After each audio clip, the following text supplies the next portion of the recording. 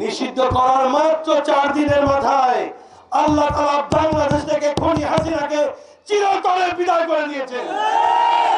আমার মনে অনেক শখ ছিল, অনেক ইচ্ছা ছিল, স্বপ্ন ছিল যে আমার বাবা দেখবেন যে তার সন্তানকে তিনি কিভাবে গড়ে তুলেছেন, তার সন্তান কিভাবে রাষ্ট্রীয় দায়িত্ব পালন করছে তিনি দেখবেন। কিন্তু খুনি হাসিনা আমাদেরকে সেই সুযোগ দেয়নি।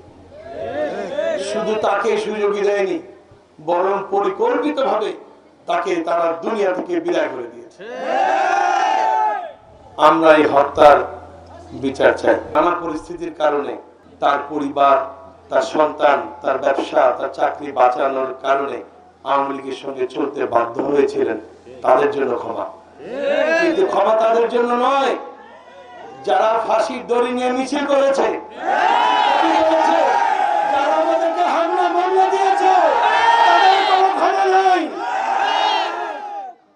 যারা এই এলাকাকে উন্নয়ন বঞ্চিত করেছে, এই এলাকার হাজার মানুষকে কষ্ট দিয়েছে, যে এলাকার হাজার হাজার নেতা কর্মীকে যারা মামলা হামলা দিয়ে রিমান্ডে নিয়ে কষ্ট দিয়েছে, তাদের কোনো ক্ষমা নাই।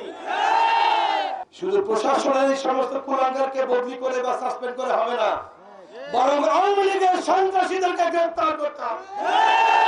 ছাত্রলীগের সন্ত্রাসীদেরকে গ্রেফতার করে দৃষ্টান্তমূলক শাস্তি দিতে হবে। যদি সেটা হয় তাহলে আমরা যেমন নিরীহ শান্তিপ্রিয় জনগণ, আমরা নিরীহ শান্তিপ্রিয় থাকতে চাই এবং থাকবো। তা যদি না হয় তাহলে এই এলাকার জনগণ কি করবে তখন প্রশাসন সেটা বুঝতে পারবে। টাকা পয়সা ইনকাম করা, সম্মান সুখ্যাতি ইনকাম করা, চেয়ার দখল করা, এগুলি বাংলাদেশ জামাত ইসলামের কোন নেতা কর্মীর কাজ নয়। আপনারা সাক্ষী, আল্লামা সাঈদী আপনাদের ভোটে 10 বছর আপনাদের খাদেম হিসেবে এখানে ছিলেন। একটি টাকার দুর্নীতি করেছেন এমন কোন মায়ের সন্তান কি এসে দাঁড়ায় বলতে পারবে? তাহলে টাকা পয়সা ইনকাম করা আমাদের লক্ষ্য উদ্দেশ্য নয়। আমাদের লক্ষ্য এবং উদ্দেশ্য জনগণের খেদমতের মাধ্যমে এই বাংলাদেশকে একটি সুখী, সমৃদ্ধশালী, একটি কল্যাণময় রাষ্ট্র হিসেবে গঠন করা। সেজন্যই আমাদের স্লোগান হলো আল্লাহর আইন চাই, সৎ ও যোগ্য লোকের শাসন চাই। আমরা সারা বাংলাদেশে সৎ লোকের সন্ধানে আমরা ঘরে ঘরে জামাত ইসলামী দাওয়াত পৌঁছে দিচ্ছি।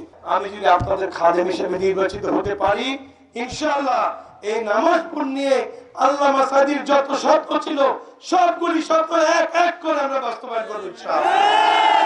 কোন একটি রাস্তাঘাট কাঁচা থাকবে না ইনশাআল্লাহ। আমরা প্রত্যেকটি আমাদের শর্তের মাধুরী দিয়ে আমরা নতুন ভাবে বিনির্মাণ করব ইনশাআল্লাহ। যদি আপনারা আমাদের সাথে থাকেন, আপনারা কি আমাদের সাথে থাকবেন?